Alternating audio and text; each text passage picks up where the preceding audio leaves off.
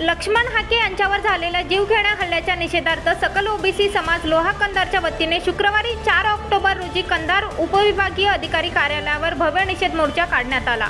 सदर मोर्चाला सकाळी 11 वाजता माईचे मंदिर साठेनगर कंधार येथून सुरुवात झाली। हा मोर्चा उपविभागीय अधिकारी कार्यालयावर धडकला। त्यानंतर भव्य निषेध मोर्चाचे रूपांतर सभेत झाले। या मोर्चात असंख्य ओबीसी समाज बांधव मोठ्या संख्येने सहभागी झाले होते। यावेळी उपविभागीय पोलीस अधिकारी डॉक्टर अश्विनी जगताप यांच्या मार्गदर्शनाखाली पोलीस निरीक्षक चंद्रकांत जाधव यांनी चोख पोलीस बंदोबस्त तैनात केला होता।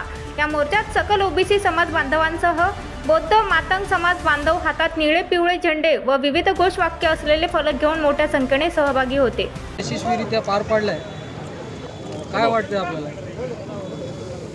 ओबीसीचा म्होरक्या संघर्ष योद्धा प्राध्यापक लक्ष्मणरावजी हाके साहेब यांच्यावर जो प्राणघातक भ्याड असा हल्ला झालेला आहे, त्या हल्ल्याचा निषेध करण्यासाठी आज लोहा कंधारमधील ओबीसी तथाच बहुजन समाजातील बांधव या ठिकाणी मोठ्या प्रमाणामध्ये मोर्चामध्ये सहभागी झालेले होते आणि या मोर्चाच्या माध्यमातून जो भ्याड हल्ला झालेला आहे त्याचा निषेध या ठिकाणी करण्यात आलेला आहे। त्यांच्यावर आरोप आहे की त्यांनी व्यसन केलं आहे, याच्याबद्दल संदर्भात आपण काय सांगा? मी या प्रश्नाच्या उत्तरात सांगू इच्छितो की मी प्राध्यापक लक्ष्मणरावजी हाके साहेबांसोबत राहिलेलो आहे। त्यांनी अद्यापर्यंत मद्यप्राशन केलेलं नाही। आज जर आपण त्या क्लिपमध्ये जर पाहिलं तर त्यांच्या डोक्याच्या मागून एक हात धरलेला होता। 2-3 लोकांनी त्यांच्या काखेमध्ये हात घेऊन त्यांना त्या पद्धतीची वागणूक देत होते आणि जवळपास 200-300 लोकांचा मॉब एकत्र एका माणसाच्या अंगावर धावून आल्यानंतर तो 100% घाबरणारच आहे। परंतु हा लढवा योद्धा असल्यामुळे तेवढ्या 200 लोकांच्याही जमावाला तो पुरून उरलेला आहे। आणि मोर्चातल्या प्रमुख मागण्या कोणत्या?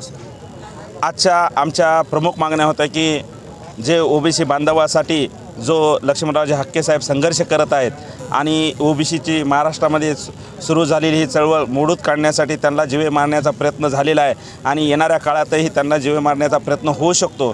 त्यासाठी शासनाने त्यांना झड+ सुरक्षा प्रदान करावी।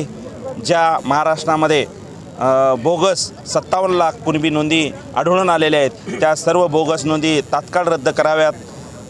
जो या महाराष्ट्रामध्ये ओबीसी बांधवांवर जे अन्याय अत्याचार होते आहेत यापुढे कोणत्याही अन्याय अत्याचार होऊ नये याची दक्षता शासनाने घ्यावी, या संदर्भामध्ये ह्या सर्व मागण्या शासनाकडे केलेल्या आहेत। आता आपल्या स्वप्नातील प्लॉट्स घेणे झाले सोपे।